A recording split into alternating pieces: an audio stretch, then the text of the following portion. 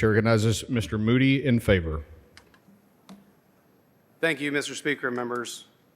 Let me just take a little bit of time to reframe what this bill does. And I know there's a little bit of confusion, so let me just clear up three factual issues. A magistrate is a judge, they are determining PC, and they are making a finding under this bill.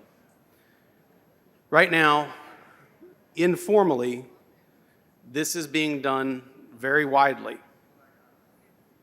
What this bill does is it formalizes that process, and it brings to light why a decision is being made in the first place. And while I understand concerns that my colleague, Representative Johnson, raised on one side, I would say that this formality is going to benefit everyone, including defendants, because we're documenting PC or not. So let's talk about the case. If a witness is not credible, whether that be an officer or a civilian witness, and that tanks the case, it should. We should be aiming to get this right from the beginning. We should be pushing judges and prosecutors to get this right from the start. This is a reform that helps on both sides of the equation. I do think that the concern that was raised about workload and efficiency is a legitimate one, because even if it is being done widely, this is putting into place a formal process. And that's something that we need to sort out in the implementation of the bill. So those are just the 4 points that I want to make. This is going to bring uniformity to something that is being done widely today.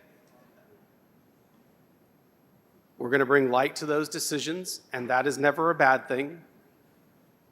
And if we have witnesses, as it was talked about, that aren't credible, whether they be officers or civilians, we should know that, and that should stop the case in its tracks right there. That is a just and fair result. And we need to push people to make the right decisions, the best decisions, as far forward in the process as possible, because we are talking about very serious implications on people's liberty. Ms. Jones, for what purpose? Will the gentleman yield for questions? Will the gentleman yield for questions? The gentleman yields. Chair Moody, Yes, is ma'am. that a snake right there? There is. There's snakes all over this floor, Ms. Jones. The rubber snakes. You guys There's know a what I'm rubber talking- snake. Jeez. Take it easy. Thank you. This is what I saw. There's a rubber snake. Yeah, thank you for people who showing know. people. These people thought I Okay. was impugning their character. I would never do such a thing on this House floor. So- it is a breach of decorum. So I would say that you practice law, correct? I've been accused of that. Yes, ma'am. And you practice as a prosecutor? I did practice as both a prosecutor and a defense lawyer. And I was going to get to that. Yes, ma'am. And so you understand the problems from the prosecutorial side, and you understand the problems from the defense side. I try my Correct. best to understand how the judicial system works for everybody that becomes intersected with it. I want to say that I'm thanking you for standing up for this bill, and here's why. There are so many times with me practicing as a criminal defense lawyer where I've seen weaknesses very early on in the case. And I've said, hey, you may want to revisit this, because I'm going to have a whole bunch of fun with that witness if we go to trial. And I've had prosecutors, like, for example, in Harris County, where they change prosecutors over the course of the trial.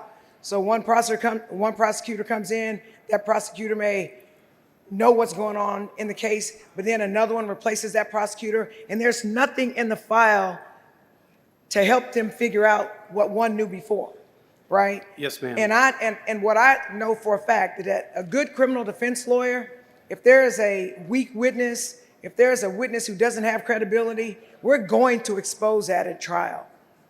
And I cannot tell you how many times for me as a defense lawyer, I've had to charge my client money. I've had to go to trial when I shouldn't have had to go to trial and end up, I mean, my record is a 7-minute not guilty, which makes no sense. It makes no sense. And so I think this is a good bill, and I want to thank Chairman Smithy for bringing this bill because it adds clarity at the beginning, and it absolutely warns the state the problems with the charge. I think you're drilling down on the exact point I was trying to raise. Putting pressure on police and judges to get it right from the get-go is an important thing to do for everyone involved, including, and maybe most importantly, the accused. We don't want to create wiggle room for prosecutors to then come back later and change that narrative. And I think if we get this on the record early, where this decision should be made, then we are actually creating real reforms in this process. And as you know, these types of decisions are being made. I mean, you're a 30-year criminal defense lawyer.